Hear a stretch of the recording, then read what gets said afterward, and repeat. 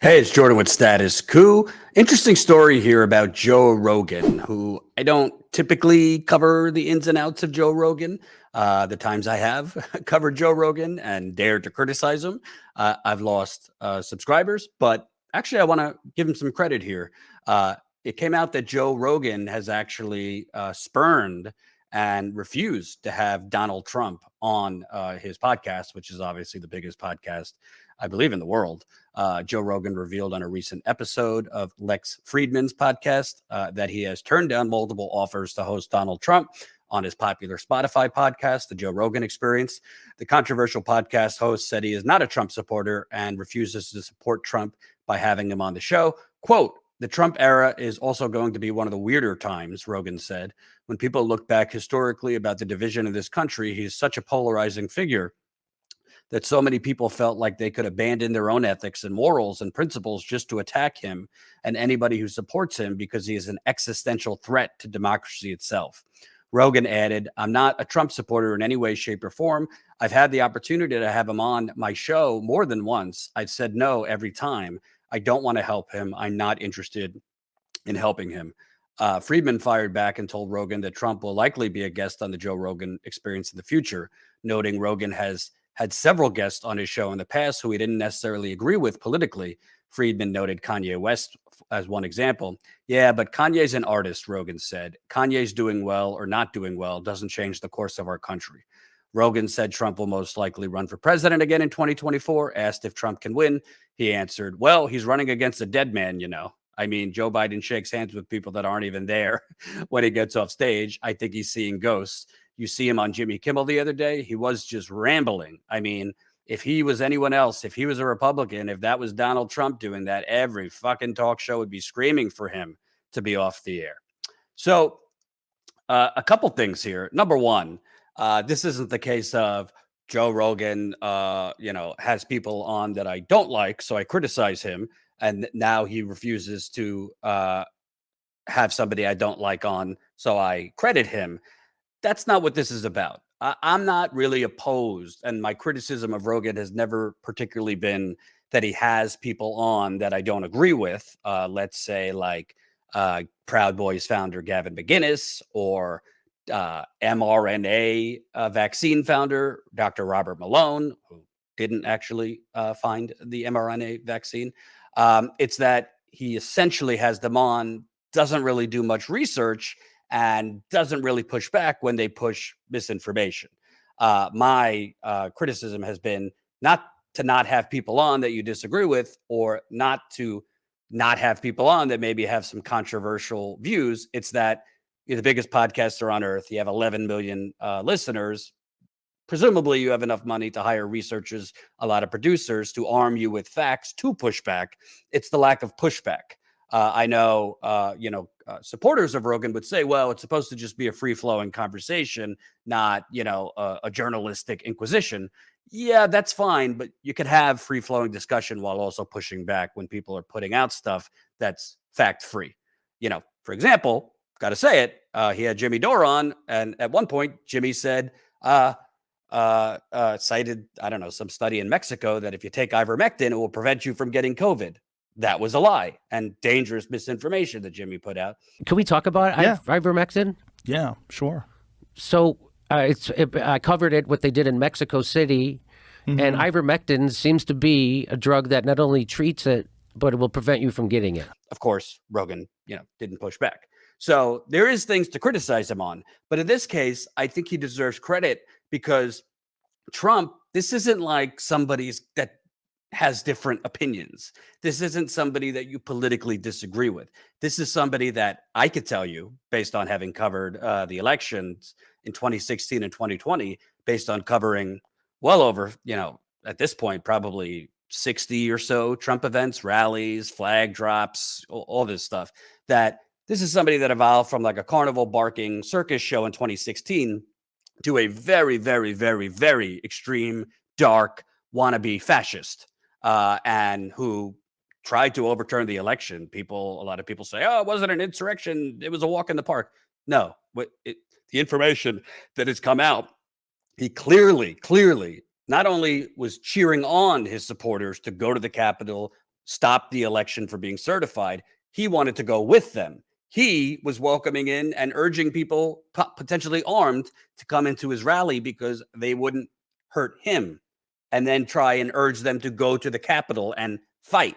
Those were his words in his speech.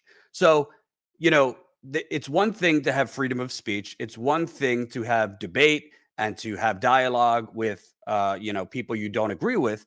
But with a major platform like Rogan has, there's also a responsibility not to platform people that are literally dangerous. I don't view that as censorship. I view that as responsible. Trump could go wherever else he wants. He could go on Alex Jones. He can go on Fox News.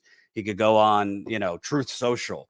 But he doesn't have to be a guest on the biggest podcast on earth, which gives him credibility, which normalizes the abnormal, not just on Trump trying to overturn the election, but name your host of other things that are fringe positions and dangerous. So I think that Rogan is being responsible here by saying, he's actually a threat to democracy. I don't actually think we have one, judged based on the Electoral College, which is not democratic, judged based on that we live in the United Corporations of America and our politicians are all bought and paid for. But in theory, Trump doesn't believe in democracy. He believes in he wins even if he loses. He believes in using the tools of government and apparently rousing his supporters to stop the election results. Even though I can't stand Biden, he won the election fair and square. Trump believes in overthrowing that. To be clear, part of why I voted for Biden, besides what I just described, seeing the extreme shift from covering Trump in 2016 to 2020. Those last rallies I covered, Trump rallies in 2020, particularly one in Pennsylvania a few days before Election Day. I'm not going to lie, I wasn't alive, but it really had tinges of like the 1930s and 40s, some of the things that were being said, and the crowd just salivating at really not even dog whistles, just sirens of white supremacy, fascism, conspiracy theory. It was very unsettling. And the determining factor for me was I thought Trump was dangerous, but I also thought, do you think Trump is joking when he jokes around about possibly changing the Constitution to serve 3 terms, 4 terms? You think he's joking? I believe that if Trump got reelected, it was very likely it wasn't going to be for a second and final term, that he was going to do whatever he could do to stay in power. And that was my deciding factor. But at the end of the day, I think what's really, really important about Rogan not having Trump on is saying, yeah, I'm open to having a dialogue with people I don't agree with. I'm opening to have controversial guests on that, might not be completely factual, but I want to dissect why they have this opposing philosophy, whether it's on COVID or other things. I think for some people, you shouldn't have them on because with COVID, it's life or death. I think having Robert Malone on, if you weren't going to push back on any of his fact-free nonsense, was irresponsible of Joe Rogan. Again, have him on, but push back. Crystal Ball, for example, said she wouldn't have had him on because she doesn't have the expertise and know enough to push back on a doctor, which I thought was responsible of her. But I think what he's saying here is there's a line. There is a line between having dialogue with people you disagree with, having dialogue with people who have controversial views or distasteful views, and putting on just completely batshit fringe, dangerous people. I would argue to Rogan, I'm happy you draw the line at Trump. What about Alex Jones? Maybe not have him on again after he literally called the Newtown shooting a false flag and just spit in the face of parents who lost children. All right, gentlemen, cheers. I'm going to keep my mouth shut. Here's the Joe Rogan experience. Cheers to you, Alex Jones. Here's to you, buddy. Good stuff. People were so on one side or the other when it comes to this. There's so much anticipation regarding this So podcast. much bullying about don't have Alex Jones on, I bet. Well, there was a lot of that. There was a lot of, but you're going to call him on his racist shit. Someone said that to me. That you're I'm like, racist. Alex Jones is one of the least racist people you'll ever fucking meet in your life. I've never even heard you say a racial thing. Maybe not have on Gavin McInnes if you're not going to push back. And Rogan said, I didn't know what the Proud Boys was until after I interviewed him. maybe if you're going to have people like Malone on, push back. So it's not all good or all bad. There are guests he has on that if he's not going to push back, I don't think he should have them on. If he's not going to arm himself with facts to debunk a lot of the dangerous things they're putting out, he shouldn't have them on. But in the case of Trump, there is no legitimate reason to have him on. And credit to him, because you can't really make the argument at this point that Rogan just does what he needs to do to get views, to get listeners, because it would be a bonanza of views and listeners if Rogan had Trump on. So if he was only doing this for, clout, views, listeners, he would have had Trump on already.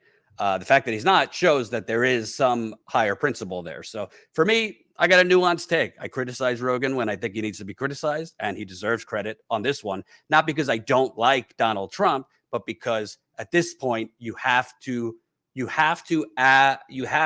start to, this is not, I'm making up this phrase, abnormalize what's not normal.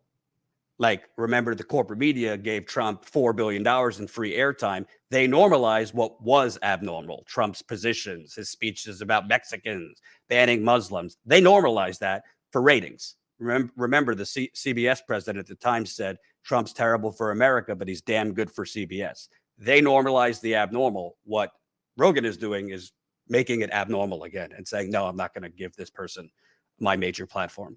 So credit to him for this. Again, deserves criticism where warranted, deserves credit for this. Thanks for watching, and make sure to tune in to Status Coup's daily live stream Monday through Thursday at 5 o'clock Eastern Time and Fridays at 4 o'clock Eastern Time.